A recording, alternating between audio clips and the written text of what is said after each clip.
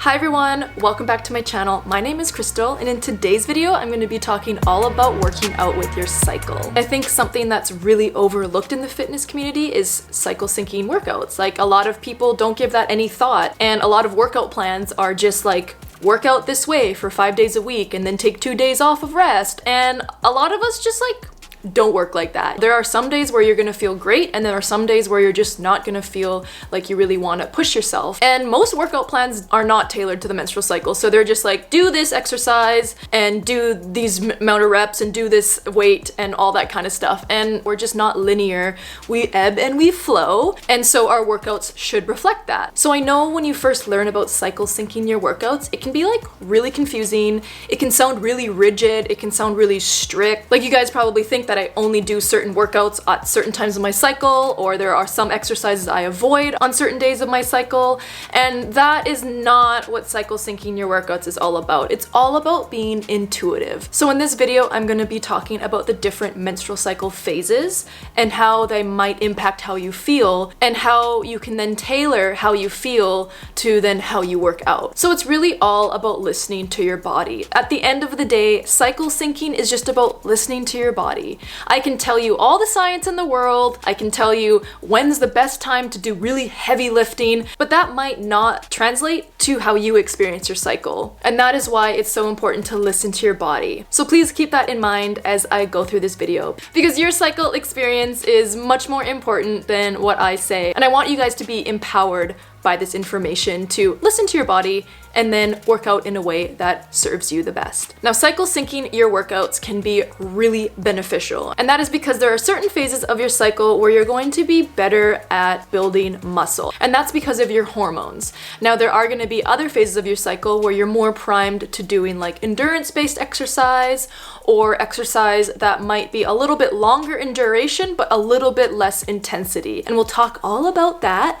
But the reason why it's really great to cycle sync your workouts, it can help you build strength, recover better, build muscle, and reduce PMS symptoms. So cycle syncing your workouts is pretty amazing. So let's get started by talking about the follicular phase. So the follicular phase is the first half of your cycle. It includes the menstrual phase. It also includes the pre-ovulatory phase. Now, the follicular phase is considered your low hormone phase. And that's because in your menstrual phase, your hormones are very low. So estrogen is super low, and progesterone is also very low. As you move through to your pre-ovulatory phase, estrogen rises really high and progesterone stays low.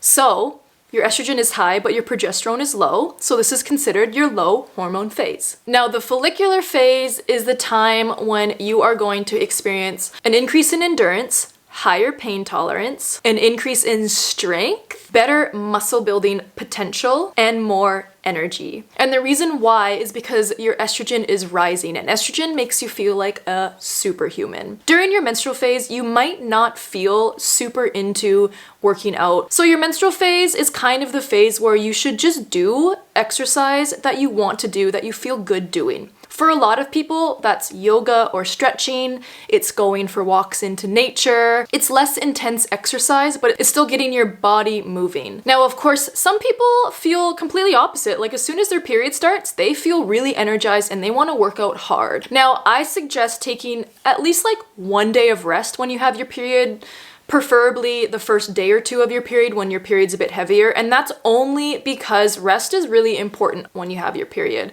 I know for me, I have noticed in the past that when I start working out, like right when I have my period, like I'm just like, whatever, I don't want to take a rest day, I don't want to miss my workout, that sometimes that energy that I feel like is meant for me to just kind of have and like conserve is kind of spent on working out, and then it's really easy kind of burn yourself out before you get to ovulation. So if you struggle with burning out and having lower energy around ovulation, maybe try to take a few rest days and then slowly increase the intensity of your workouts. A lot of myths are out there that say that you shouldn't work out or exercise on your period, but just do what you want. Just be intuitive, do what feels right. Now, when you move from the menstrual phase into the pre-ovulatory phase, you're gonna notice a huge increase in your energy. And this is a great time to start including more intense workouts. So that could be doing more strength-based workouts, it could be going for longer runs, it could be doing things that are a little bit more intense, like adding maybe some Tabata or some HIIT routine into your workouts. If you're having like a lot of energy, which is very common in the pre-ovulatory phase, have fun using it. It's also a really great time to try something new because when your estrogen is high and you're pre-ovulatory, you're more prone to wanting to try something new. So it might be a really fun time to do an online workout video you've never done or join like a class that you've never gone to before, because that's kind of the time in your cycle when you kind of want to try new things. Now, as you move through your pre-ovulatory phase into your ovulatory phase, this is when your estrogen is highest, and that's going to translate into you feeling your strongest. So that's a great time to like really focus on moving some heavier weights, doing more challenging workouts. You could also try some PRs at this time, maybe doing longer sessions of cardio. Whatever your training style is, usually around the ovulatory phase is when you're going to be feeling like really, really ready and set to go. There has been some studies done that do show that because estrogen is really high in the ovulatory phase, we are more prone to injuries, especially soft tissue injuries like ACL tears. So it's really important, no matter when you work out, to make sure you are warming up appropriately. You want to warm up before you work out. It is so important. And warming up doesn't mean stretching. Warming up means moving your body. So doing some like dynamic movements. So you really want to make sure that you're doing like pretty good warm up, especially if you're going to be doing some intense exercise. It's just really important, and you don't want to put yourself in a space where you could get injured. So after the ovulatory phase passes, which for most people, the ovulatory phase kind of overlaps the pre-ovulatory phase as well as the luteal phase. So after the ovulatory phase passes, you're going to start to feel like your energy is decreasing a little bit. For some people, this is a lot more noticeable than others. Some people can work out pretty hard up until like their periods. Other people are going to find that their energy decreases pretty rapidly after their ovulatory phase as they move into their premenstrual phase. Now, as you move through ovulation to your luteal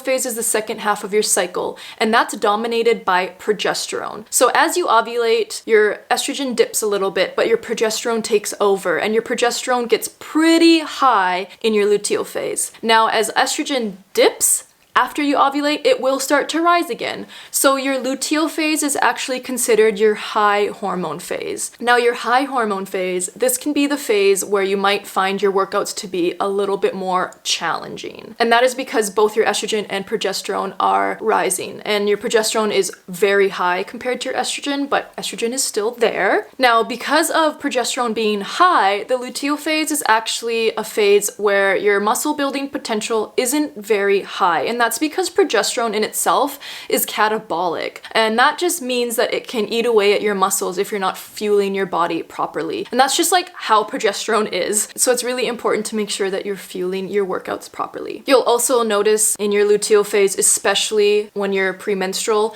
your strength is going to be decreased. You're going to have worse pain tolerance. So things that you were able to do in the follicular phase are going to just be a lot harder in this phase. You also might notice that your recovery is going to be worse in your luteal phase. So again, workouts that you used to recover pretty easily from in your follicular phase, it might not be that easy to recover from them, and you might feel like more delayed onset muscle soreness in your luteal phase. You might find that if you do like a harder workout, you have to take like a day or two extra of rest. So these are things to be conscious of. And I know that this has been really, really helpful for me because before I started to understand how my hormones impact my cycle, I used to get really upset at myself for not being able to strength train in my luteal phase the same way I was able to strength train in my follicular phase. Especially the days leading up to my period, I would feel so much weaker and I would get so mad at myself and I would feel like I wasn't progressing. And then I started to learn about my hormones and I was like, oh no, that's just like how it is. So hopefully if you're watching this and you feel these same ways, now you know why. So because this phase can be a little bit tougher, especially as you get closer to your period, it's really important to focus on workouts that you like want to do. If you're dragging your butt to the gym during this time and you're just like, oh,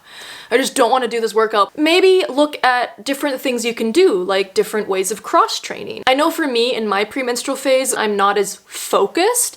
And so going to the gym or doing workouts that are just purely strength training and just counting reps and doing like, you know, a few sets of that can get really boring, and I'm just like not in it. I'm like, oh, whatever, I just don't want to do it. My focus just isn't there. And so what I like to do on those days is do more like timed workouts, or I'll do interval style workouts. They can make it so your workout's going quicker and that you're not so much focusing on reps. And it's also a great time to focus on lower intensity workouts. So instead of doing workouts that are high weight and low rep, you could switch it and do lower weight workouts, but do some higher reps. Or if you're like me, you could just do lower weight workouts and just keep the same amount of reps. It's not a big deal, it's gonna be fine. And if you're into cardio, your premenstrual phase might be a time where you do lower intensity steady state cardio. Other things that are really great to do in your premenstrual phase is doing things like bike riding, going for a swim, going for walks, just those kind of things. So you're still moving your body, you're still being active, but just in a different way. And usually those things are easier for your body to recover from. And speaking of recovery, things that can be really helpful is, of course, yoga and restorative yoga and slower paced yoga classes. Those can be really, really great as well. And then of course, like foam rolling and stuff like that. So as you guys know, after your premenstrual phase, you then move into your menstrual phase, which starts this cycle all over again. So I hope this video explains how your hormones can impact your workouts and impact how you feel. And I just want you guys to be empowered by this information and use it to tailor your workouts, whatever that might look like, to where you are in your cycle. So I hope you guys learned something from this video. If you have any questions, let me know. I'll be doing lots more videos on this topic because this is such a big topic. There's so much to talk about. And as always, your cycle matters so much and I'm here for you.